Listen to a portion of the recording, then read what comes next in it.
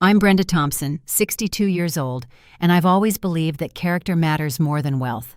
When my son Daniel married into the Harrington family, I knew I didn't fit their world of luxury and status.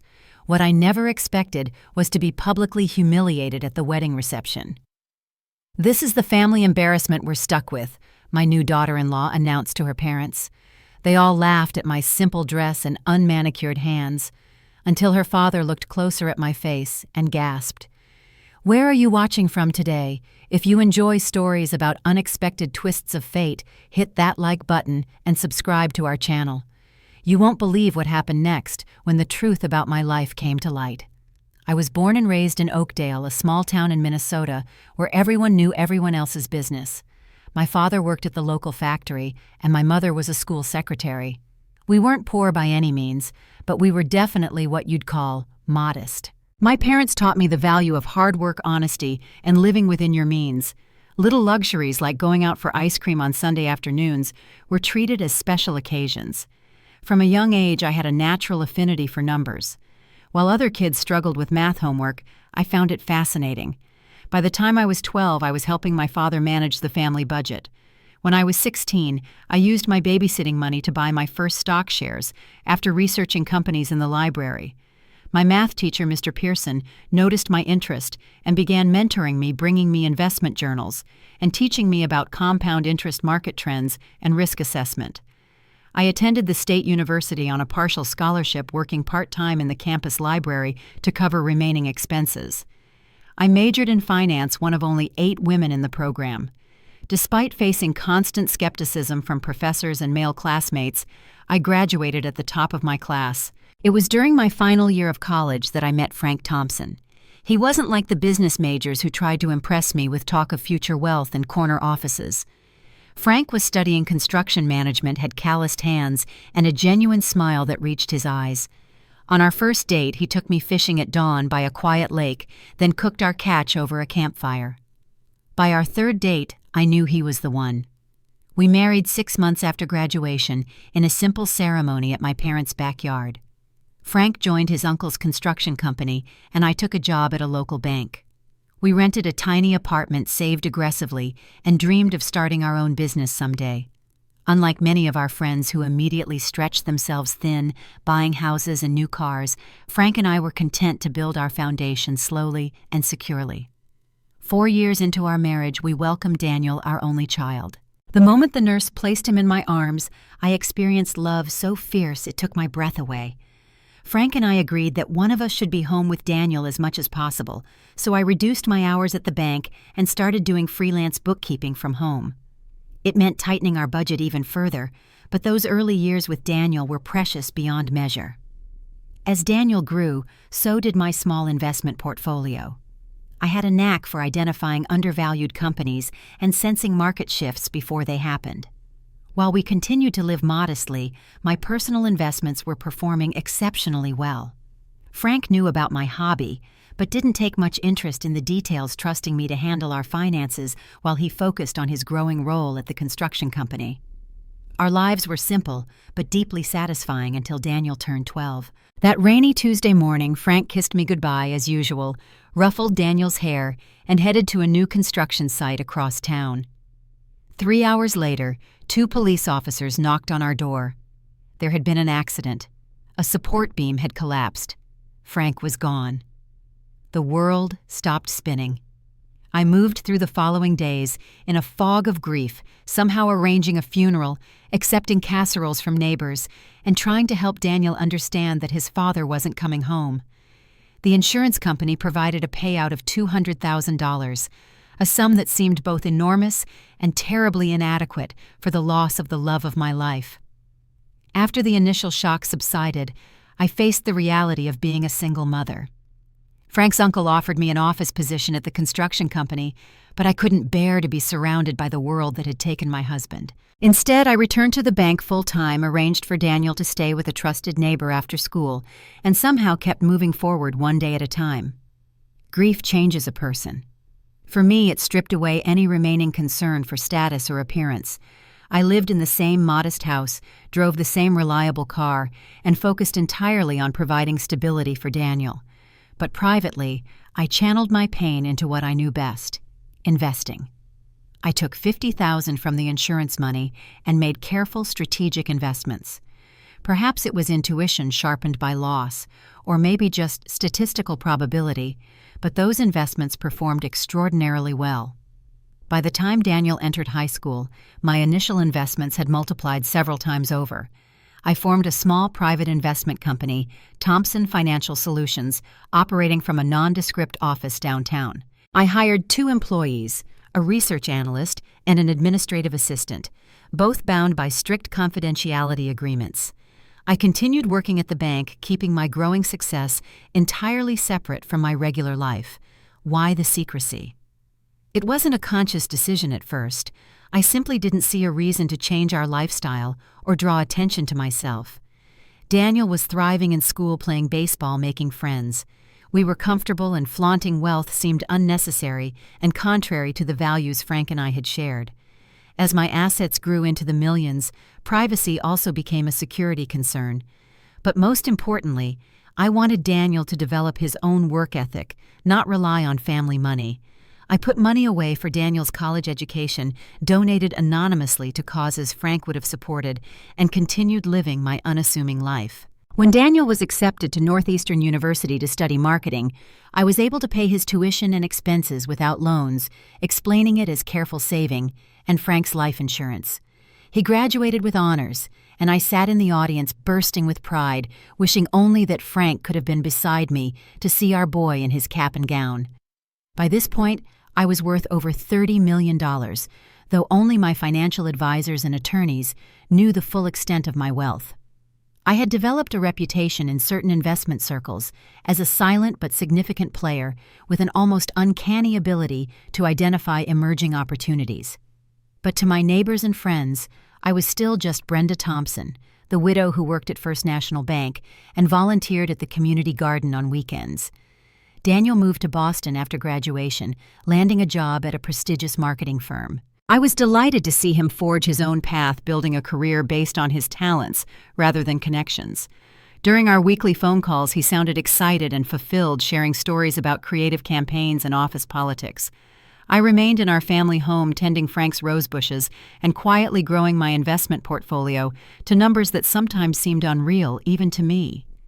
I never planned to keep my financial success hidden forever, particularly from Daniel. I was simply waiting for the right time when he was established in his own career and confident in his own abilities. I wanted him to know he was capable of standing on his own 2 feet. In retrospect, perhaps I waited too long. Daniel called me on a Sunday evening, his voice pitched higher with excitement. "Mom, I need to tell you something amazing. I've met someone." Over the next few months, I heard all about Catherine Harrington, brilliant, ambitious, from a prominent Boston family. Daniel described her as out of my league, which immediately concerned me. My son had never spoken about anyone that way before. When Daniel announced he was bringing Catherine home to meet me during the Christmas holidays, I spent days preparing. I cleaned every corner of our modest 3-bedroom home, planned a special dinner with Daniel's favorite dishes, and even bought a new dress for the occasion. I wanted her to feel welcome despite my growing apprehension about the class differences Daniel kept referencing. They arrived in a sleek rental car, Daniel looking nervous in a way I'd never seen before. Catherine was undeniably beautiful, tall and slender, with perfectly highlighted blonde hair and a smile that didn't quite reach her eyes. She wore designer clothes that probably cost more than my entire wardrobe and carried a handbag I recognized from magazine advertisements as costing thousands. "Mrs. Thompson, how lovely to finally meet you," she said, air-kissing near my cheek. "Daniel has told me so much about your cozy life here." That evening set the tone for our relationship. Catherine picked at my homemade lasagna, asking if the pasta was gluten-free, and looking skeptical when I admitted it wasn't. She spoke about her family's summer home in the Hamptons, their winter trips to Aspen, and her father's hotel empire, with casual references that emphasized the vast difference between our worlds. "Your home has such character," she said, glancing around my living room. "So refreshingly retro, like stepping back in time." Later, as I was clearing dishes, I overheard her whisper to Daniel, "Sweetie, "Couldn't you help your mom update this place? It's like a time capsule from the 90s." Daniel looked uncomfortable, but didn't defend our home. That small moment of silent complicity hurt more than Catherine's thinly veiled condescension. By the time they left 2 days later, I had a clear picture of Catherine Harrington. She was ambitious, status-conscious, and had decided that Daniel, with his good looks, charm, and rising career, was an appropriate addition to her world. What worried me most was the subtle change in my son. He seemed hyper-aware of our modest surroundings, apologizing for the lack of a guest bathroom, and explaining to Catherine that I was old-fashioned about money. When did my down-to-earth boy start noticing designer labels? When did he become embarrassed by the home where he'd grown up, loved and secure? Over the following months, their relationship intensified. Daniel's visits home became rarer always with a reason: work deadlines. Catherine's family events apartment hunting. When we did speak by phone, he mentioned restaurants I'd never heard of, weekend trips to New York, and networking events with influential people. His wardrobe expanded to include custom suits and watches I knew his marketing salary couldn't comfortably afford. "Catherine knows quality is an investment," he explained when I gently questioned a $1,000 coat purchase.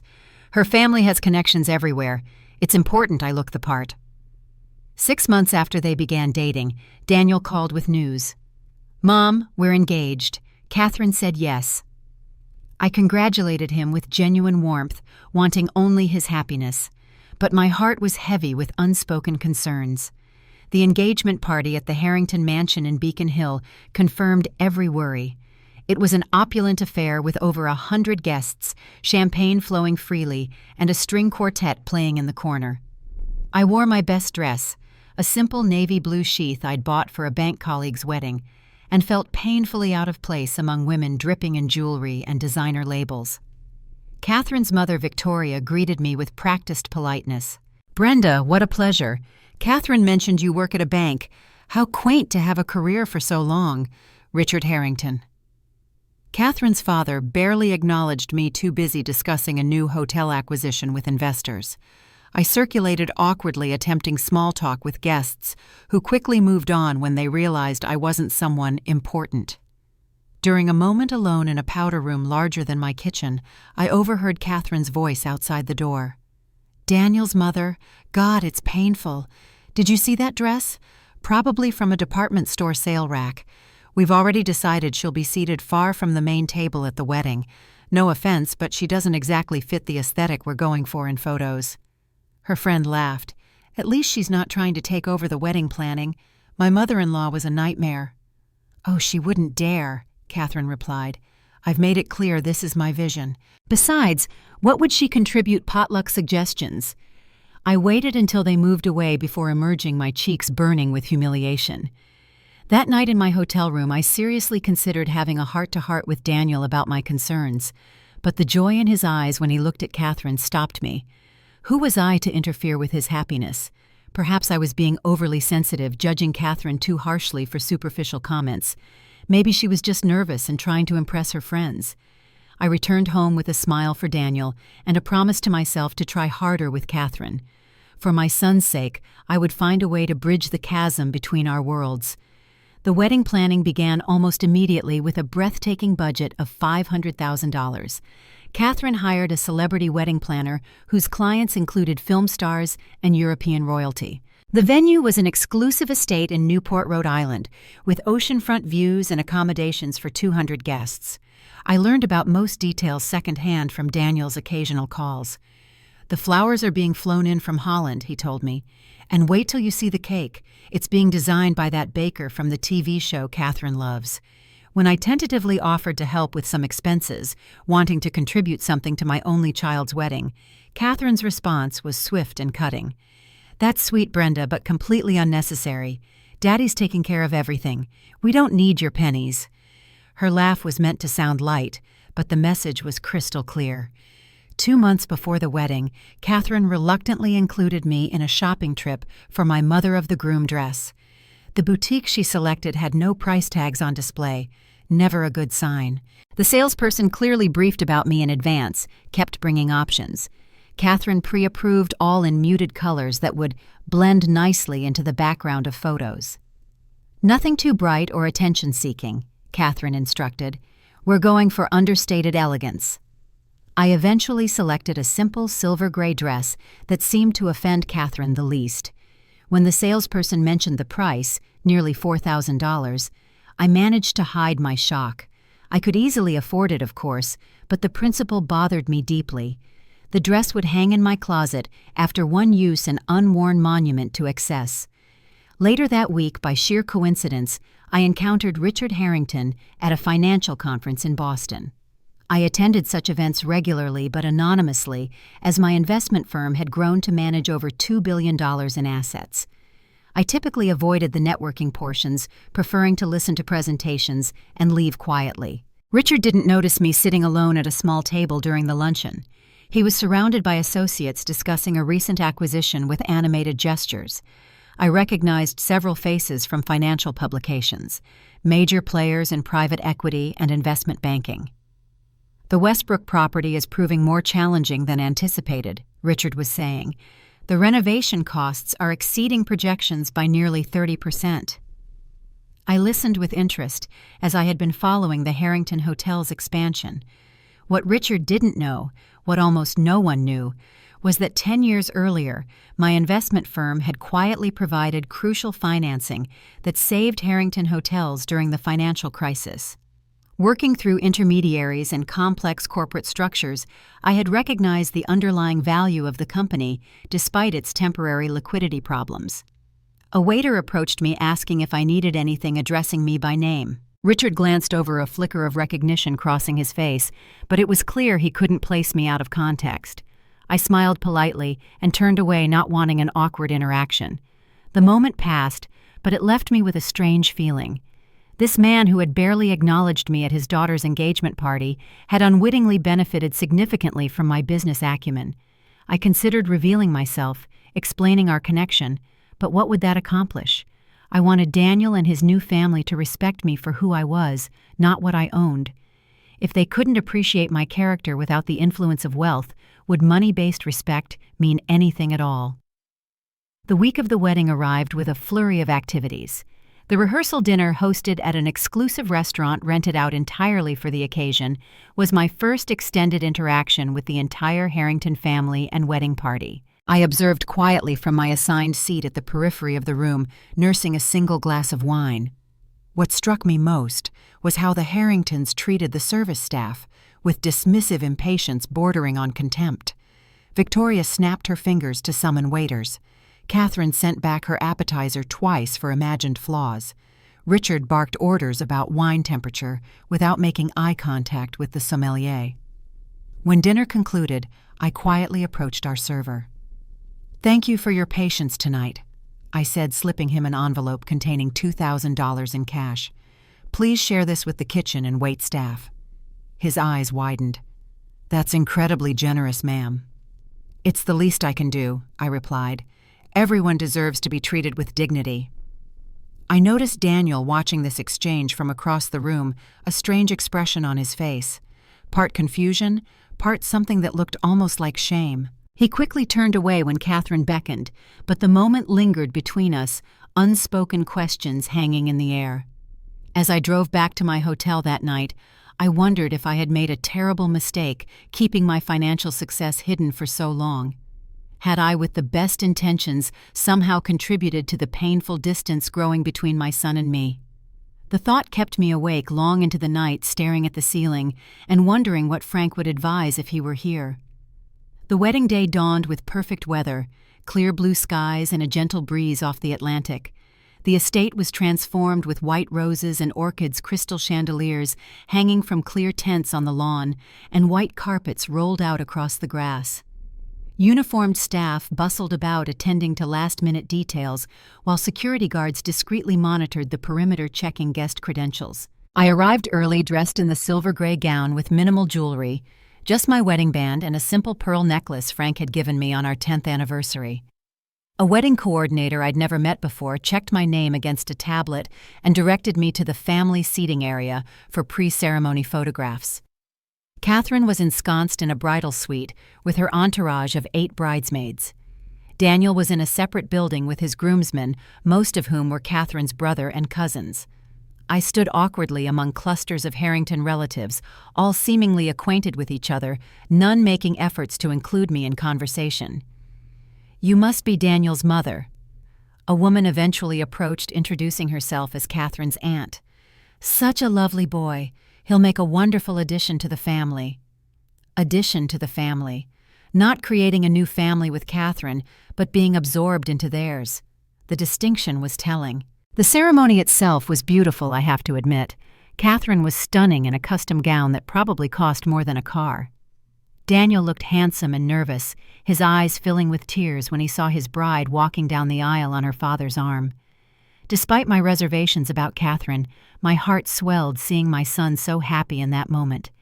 Whatever came after, I would treasure the pure joy on his face as he spoke his vows.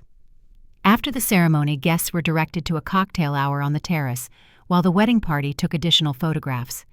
I wandered alone, accepting a glass of champagne from a passing waiter and finding a quiet corner to observe the socializing crowd. So many beautiful people in expensive clothes, air-kissing and name-dropping, and comparing vacation properties. It was like watching a foreign film without subtitles. I recognized it was communication, but couldn't quite grasp the underlying meaning. The reception was held in an enormous tent, decorated to resemble a classical ballroom with a live orchestra and dance floor. Seating charts directed guests to assigned tables, each with elaborate centerpieces and personalized menus.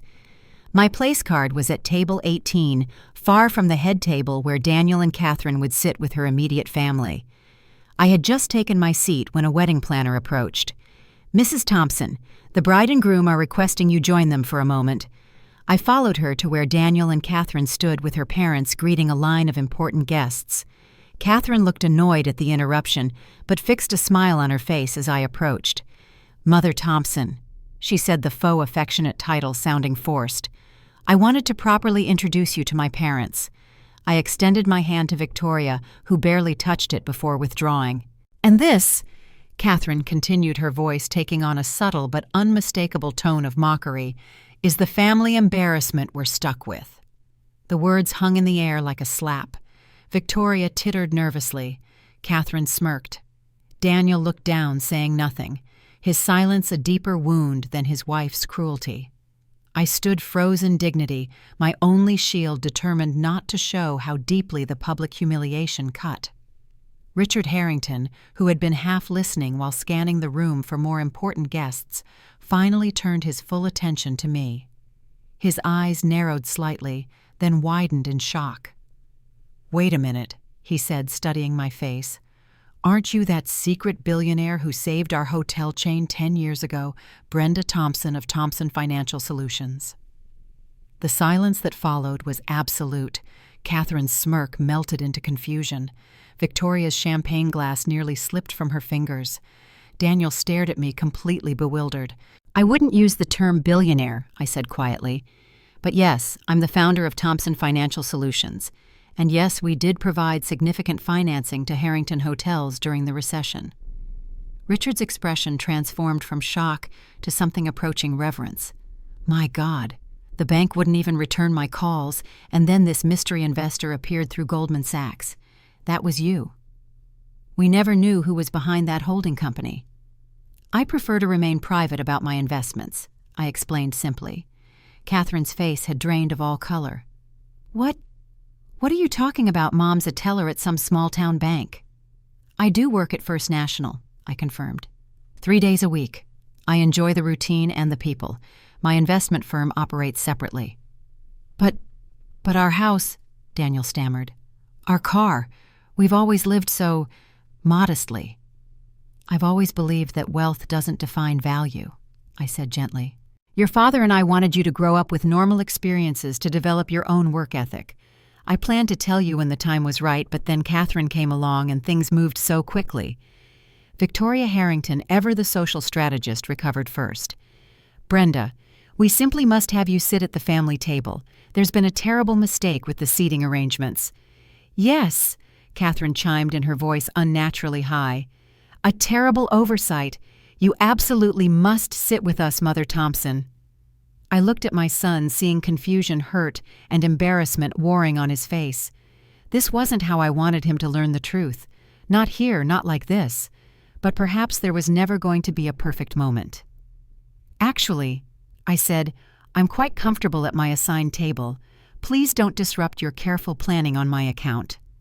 With that, I turned and walked away, my heart pounding but my steps steady. For the first time since arriving at this ostentatious affair, I felt a sense of peace. The truth was out, for better or worse. Behind me I could hear the frantic whispers beginning the news, spreading through the reception like wildfire. The mother of the groom, the woman Catherine had publicly mocked, was actually one of the wealthiest private investors in the country. The next hour passed in a blur of surreal interactions. Guests who had previously ignored me suddenly found me fascinating. Catherine's bridesmaids, who had whispered and giggled about my dress earlier, now sought selfies and pressed business cards into my hand. Victoria Harrington fluttered around me like an anxious butterfly, offering drinks, introducing me to "dear friends you simply must meet," and repeatedly mentioning what a wonderful joke Catherine's introduction had been. I maintained a polite smile and deflected questions about my wealth with practiced ease. "Today is about Daniel and Catherine," I repeated. "I'm just happy to be here for my son." Throughout the commotion, I kept catching glimpses of Daniel. He stood with Catherine accepting congratulations, but his smile had gone wooden. Several times he started in my direction, only to be intercepted by Catherine's firm hand on his arm. I could read the conflict on his face, even from a distance. During a momentary lull in the attention, Richard Harrington approached my table alone, 2 tumblers of scotch in hand. He set one before me and took the empty seat to my right. "I think we both could use something stronger than champagne," he said, a new respect in his voice that hadn't been there earlier. "Thank you," I replied, taking a small sip of the expensive liquor. "I owe you an apology," Richard continued. "Several, actually, for not recognizing you sooner, for my family's behavior, and most importantly, for not knowing what an extraordinary person you are beyond your financial acumen." "You couldn't have known," I said. "I've always kept my professional and personal lives separate." "May I ask why most people in your position would at least enjoy some of the perks?" I considered the question. "It started with wanting to raise Daniel normally. Then it became about security and privacy. But honestly, I'm comfortable with who I am. I don't need validation from wealth." Richard nodded slowly. 10 years ago, when your firm saved Harrington Hotels, I was desperate. 3 generations of family business on the brink of collapse. The terms your team offered were tough but fair. You could have stripped us for parts, but instead you saw the potential and gave us breathing room to rebuild. "It was a sound investment," I said simply. "It was more than that. Your analysts asked questions no one else did, about our employee retention, our community involvement, our environmental plans. You weren't just evaluating our balance sheet." "Business is ultimately about people," I replied. "Numbers matter, but so do values." Richard took another sip of his scotch. "I wish I'd known you were behind Thompson Financial. I would have approached this relationship very differently." "Because of my money?" I asked pointedly. He had the grace to look embarrassed. "Initially, perhaps, but having met you properly, I'd like to think it would have been about respect." I left that statement hanging between us, unwilling to offer easy absolution. After a moment, Richard spoke again, his voice lower. "I should warn you about Catherine." "I think I have a fairly accurate understanding of my daughter-in-law," I replied. "She's my daughter and I love her," he said carefully. "But Victoria and we indulged her too much, created a sense of entitlement.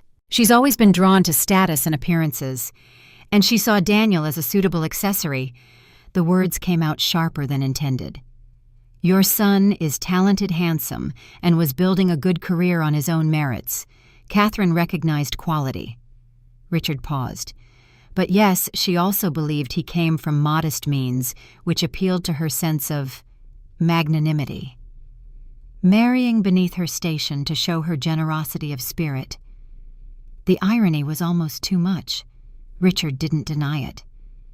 "Catherine has many fine qualities, but she's been raised in a bubble of privilege. This revelation about your position will be challenging for her." I never wanted my wealth to define Daniel's relationships, I said. That's why I kept it private. I wanted him to be loved for himself, not his inheritance. A noble intention, Richard acknowledged. But now we have a situation to manage. The businessman in him was already calculating damage control. I found it oddly refreshing after the false sentiments from the other guests. I have no intention of causing a scene at my son's wedding, I assured him. Whatever happens next will be up to Daniel and Catherine. Richard nodded. For what it's worth, I'm genuinely sorry for how you've been treated. I hope we can start fresh as in-laws and perhaps even as colleagues. As he returned to his duties as father of the bride, I sat alone with my thoughts. The revelation of my wealth had dramatically altered the power dynamics, but it changed nothing about who I was. The challenge now would be helping Daniel understand why I'd kept this secret and what it meant for his future. The rest of the reception passed in a haze of forced smiles and mechanical participation. I danced the mother-son dance with Daniel, both of us going through the motions while avoiding the conversation we clearly needed to have. When it was time for the couple's departure, I joined the line of guests waving goodbye, then quietly slipped away to my hotel room. Alone at last, I kicked off my uncomfortable shoes and sat on the edge of the bed, emotionally exhausted. My phone buzzed with messages from financial advisors who had somehow already heard the news, my carefully guarded privacy now compromised. Tomorrow would bring complications, explanations, and difficult conversations. But tonight, I allowed myself to grieve for the simple life I'd chosen and now lost. The morning after the wedding, I was having coffee in my hotel room when there was an insistent knocking at the door. I opened it to find Daniel alone, still in yesterday's clothes, looking like he hadn't slept. "Mom," he said, his voice a mixture of confusion and accusation, "we need to talk." I stepped aside to let him in, my heart heavy, but ready for the conversation that was long overdue. "Were you ever going to tell me?" he demanded as soon as the door closed. "Or was I just supposed to go my whole life not knowing my mother is apparently some financial genius worth millions? Billions, actually," I corrected gently. "And yes, I was going to tell you. I've been trying to find the right time since you graduated college." Billions. Daniel sank onto the edge of the bed, looking stunned. How is that even possible? We always lived so normal. Coupon-cutting, bargain-hunting normal. I sat beside him, maintaining a small distance. "After your father died, I invested part of the insurance money. I had a knack for it, and those investments grew. I established Thompson Financial Solutions when you were in high school, but I kept it separate from our home life." "But why? Why live like we did when we could have had anything?" "We had everything we needed," I said. "A safe home, good food, education, health care. Luxuries don't make people happier beyond a certain point. Your father and I agreed on that before you were born." Dad knew. About my early investments, yes. He died before things really took off. I smiled sadly. He used to call me his secret financial weapon when I'd find ways to stretch our budget.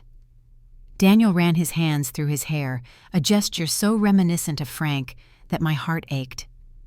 "I just don't understand why you'd keep this from me for so long. Don't you trust me?" "It was never about trust," I assured him.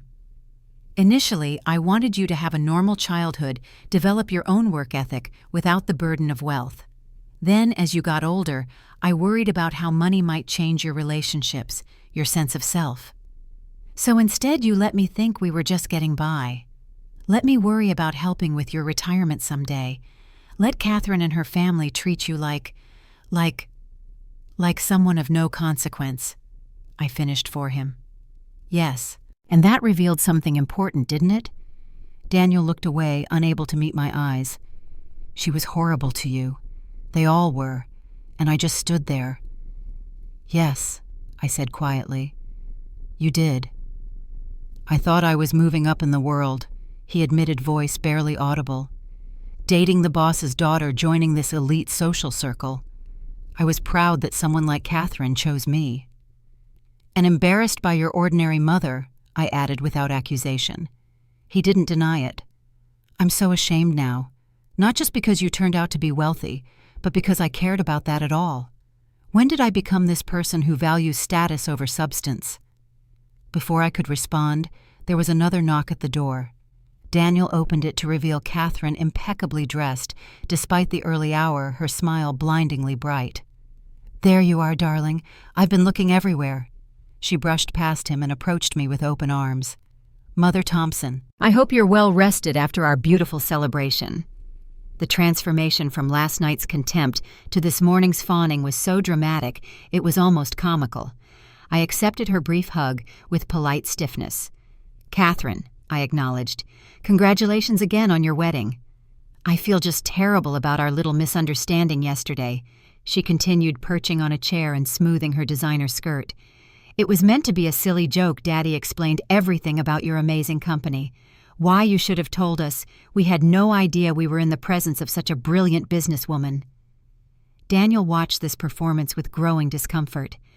"Catherine, maybe this isn't the time." "Nonsense, darling. Family should be open with each other. And we are family now, aren't we, Mother Thompson?" Her smile never reached her eyes. "In fact, I've been thinking we should cancel our honeymoon to Bora Bora. We simply must spend time getting to know your mother better. Perhaps she could show us her company offices. I've always been fascinated by investment strategies." The naked calculation in her voice was painful to hear. I glanced at Daniel, seeing the conflict on his face as he witnessed this side of his new wife with fresh eyes. "That won't be necessary," I said calmly. "You should enjoy your honeymoon as planned. There will be plenty of time for discussions about business later if Daniel is interested." "Of course he's interested," Catherine insisted, reaching for Daniel's hand. "We both are. In fact, I've always had an eye for investments myself. Daddy says I have natural talent. Perhaps I could offer a fresh perspective to your company." Daniel withdrew his hand, stepping away from her. "Catherine, stop. This is exactly the problem. You treated my mother like she was nothing last night. Now that you know she has money, suddenly she's fascinating. Don't be ridiculous, darling. I always thought your mother was interesting." Her tone made it clear what she actually thought. "Catherine," Daniel's voice hardened, "I heard what you said to your bridesmaids about my mom, about her dress, about how embarrassing it was to have her at your perfect wedding." Catherine's facade cracked slightly. "That was just wedding stress talking. You know how overwhelming these events can be." "No, it wasn't." Daniel looked at her as if seeing her clearly for the first time.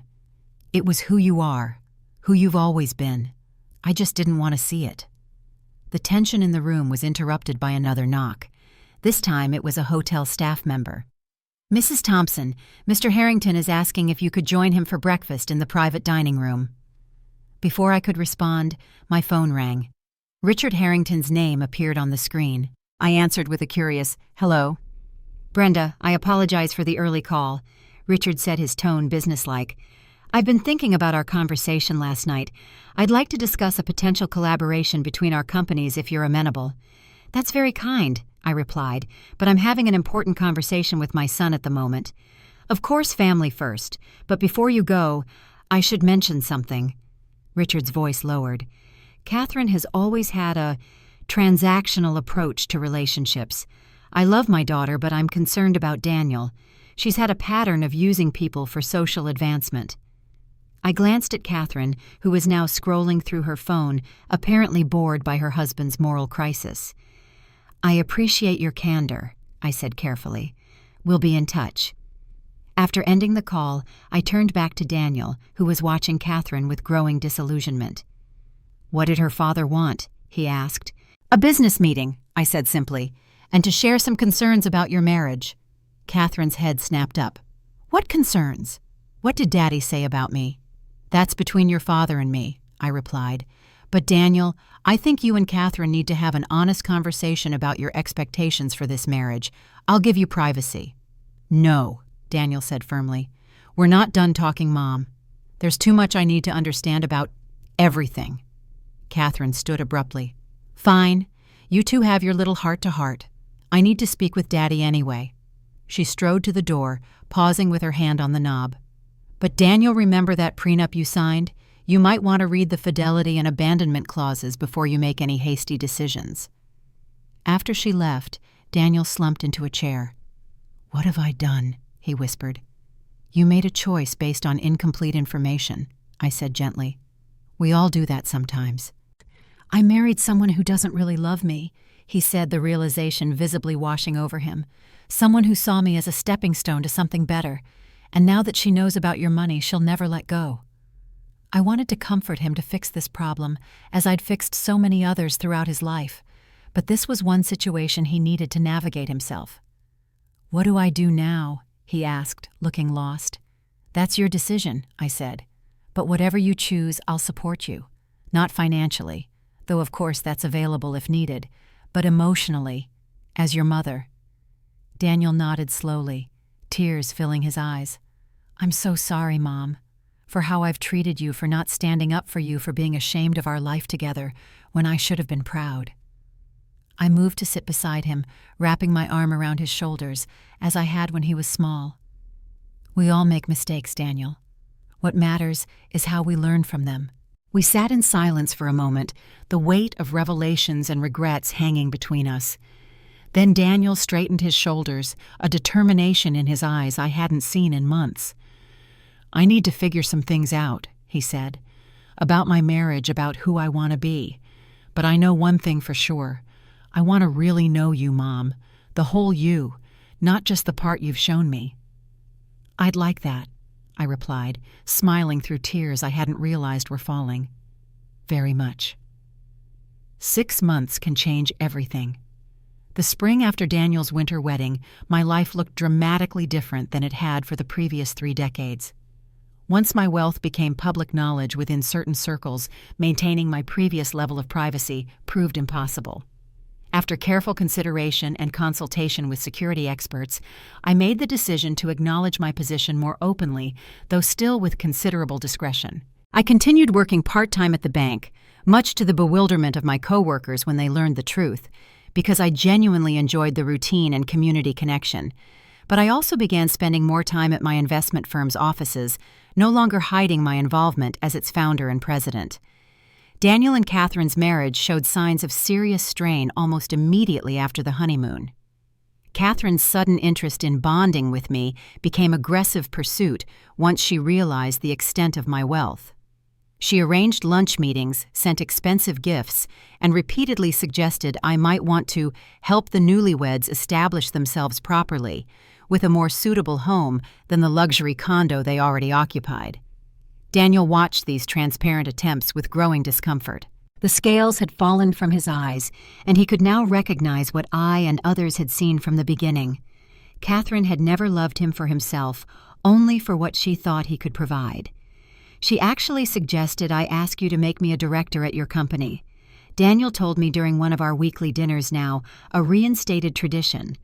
When I said I wasn't qualified, she said that's what nepotism is for. I raised an eyebrow. And what did you tell her? That my mother built her company through merit and integrity, not family favors. His smile was tinged with sadness. She didn't speak to me for 2 days after that. Catherine's ultimate betrayal came when Daniel discovered her secret plan, detailed in emails to her friend, to pressure me into setting up a trust fund for their future children that she would control as their mother. The callous way she discussed using hypothetical grandchildren as financial pawns finally shattered any lingering illusions Daniel had about salvaging the marriage. When Daniel moved out of their condo and into my guest house temporarily, Catherine launched an all-out campaign to win him back, not out of love, but fear of losing access to his potential inheritance. Her parents' reactions differed dramatically. Victoria called repeatedly, leaving saccharine messages about family misunderstandings. Richard, however, surprised us both. "Your son deserves better than my daughter," he told me bluntly during a business dinner. "I love Catherine, but I've failed her as a father. I indulged her worst instincts instead of challenging them." Richard and I had developed an unexpected professional rapport. His experience in hospitality complemented my financial expertise, leading to a collaborative venture renovating historic properties into boutique hotels. More surprisingly, we'd developed something approaching friendship. 2 people who had navigated the complications of wealth from different perspectives, but with shared values about its proper role in life. 1 year after the wedding that had changed everything, Daniel's divorce was finalized. Catherine fought it bitterly until the end, when her father finally intervened. I've cut off her access to the family accounts until she signs, Richard informed us. It's time she learned actions have consequences. The Catherine who signed the divorce papers was a far cry from the triumphant bride of a year earlier. Without Daniel's connection to me, and with her father's newfound boundaries, she faced a reality she'd never anticipated, actually having to earn her own way. As for Daniel, the painful experience had transformed him. After the divorce, he left his marketing position to work for a nonprofit focused on financial literacy in underserved communities. The salary was half what he'd earned before, but the satisfaction was immeasurable. "I think Dad would approve," he told me one evening as we sat on my porch, "using privilege to create opportunity for others. He would be incredibly proud of you," I agreed, "as am I." With Daniel's encouragement, I finally began sharing my success story more openly. I established the Frank Thompson Foundation dedicated to supporting working-class entrepreneurs with mentorship and capital. I welcomed a small circle of close friends into my confidence, finding that true friends were simply happy for my success rather than viewing me differently. Perhaps most significantly, I began stepping back from the day-to-day operations of my firm, grooming a talented team to eventually take over. At 63, I was ready to focus more on purposeful giving and less on wealth accumulation. One surprisingly sunny afternoon, Daniel and I visited Frank's grave together, something we hadn't done as a pair in years. We placed fresh roses on the headstone and stood in comfortable silence for a moment.